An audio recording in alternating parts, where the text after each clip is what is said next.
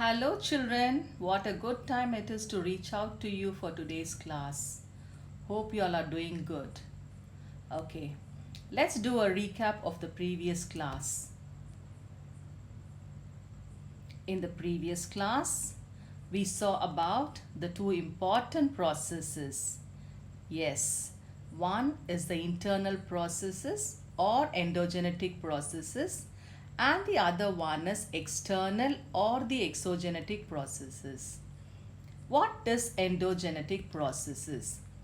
Processes that shape the land by forces coming from within the Earth's surface, which build the landscape and create topographic relief like mountains, valleys, oceans, etc. We saw that endogenetic process cause earthquake and volcanic eruptions. In this video, we are going to look into earthquake, tsunami, and volcanic eruptions in detail. What is an earthquake? It simply means the shaking of the earth or tremor. Earthquakes are generally caused by the sudden vibrations in the Earth's crust, which spreads outward in all directions as waves from the source of disturbance. Now let's see the origin of an earthquake. The point of origin of an earthquake is called focus. The focus of an earthquake is the point where the rocks start to fracture. The focus is also called the hypocenter of an earthquake. Directly above the focus on the Earth's surface is the epicenter. Earthquake waves start at the focus and travel outward in all directions. The impact of the earthquake is felt the most in the epicenter. Now let's study about seismic waves. Earthquakes generate seismic waves. Seismic waves are waves of energy caused by the sudden breaking of rocks within the earth.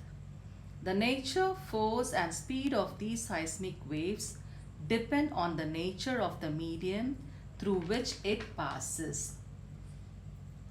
The three types of seismic waves are primary or P waves, secondary or S waves, surface waves or L waves.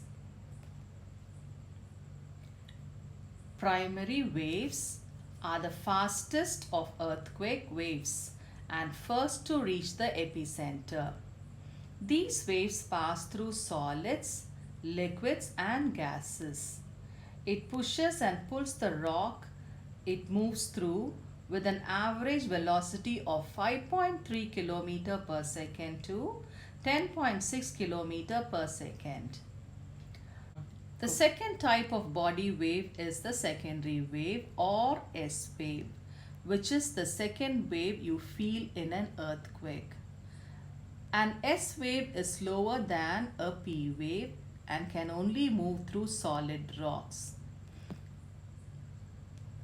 These waves shake the ground perpendicular to the direction in which they propagate. The average velocity of these waves is 1 km per second to 8 km per second. The last one is surface waves. Surface waves are similar to P waves, but they travel primarily along the ground surface. Though they arrive after body waves, these surface waves are responsible for damages and destruction associated with earthquakes. The instrument which records the earthquake waves is called seismograph. The science that deals with earthquake is called seismology. Tsunami. A tsunami is a series of waves caused by volcanic eruptions, landslides and earthquakes. The word tsunami in Japanese meaning harbor waves. These waves travel at a great speed, more than 500 km per hour, and the length of the wave exceeds 600 kilometers. The waves reach to a height of more than 15 meters near the seashore and cause destruction along the coastal area. Tsunami. The 2004 tsunami occurred at 8 in the morning on the 26th December. It was an undersea megathrust earthquake. Communities along the surrounding coast of the Indian Ocean were severely affected. Tsunami killed an estimate of 2,27,898 people in 14 countries, making it one of the deadliest natural disasters in history.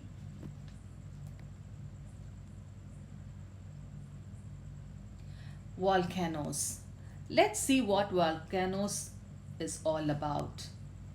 A vent or an opening on the surface of the Earth's crust through which hot, solid, liquid and gaseous materials, that is magma, erupt out to the surface from the Earth's interior. Magma rises up and ejects on the surface as lava. Volcanoes are also formed when tectonic plates move apart. Now the components of volcanoes. The first one is magma chamber, a large pool of liquid rock found beneath the surface of the earth. Next one is vents. It is an opening serving as an outlet for air, smoke, fumes, magma, etc. Third component, volcanic cone, a landform built by the magma ejected from the vent in the shape of a cone. The last component is crater, a bowl-shaped depression found at the top of the volcano through which the magma flows out. Classifications.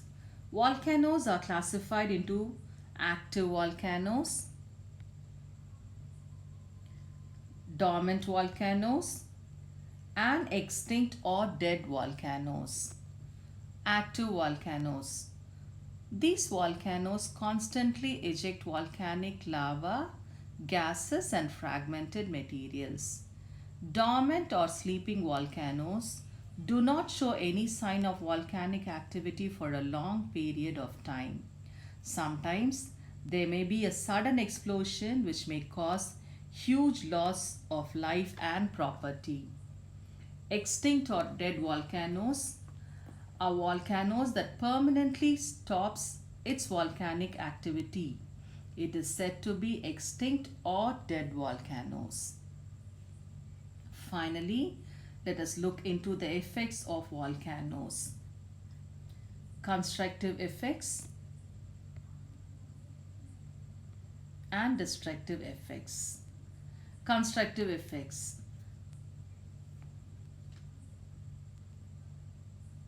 Volcanic materials enrich soil fertility, promote agriculture activities, helps in generating geothermal energy, used as building materials. Some of the volcanoes are the most attractive tourist spots. Destructive effects. It causes earthquakes, flash flood, mudslides, and rock fall. It can alter the weather conditions and disrupt transportation. We have come to the end of the lesson Lithosphere 1, Endogenetic Processes. Children, I want you all to read pages 162 to 164 for better understanding. I also encourage you to play Kahoot. Don't miss it. Hope you had a fun learning. Goodbye, children.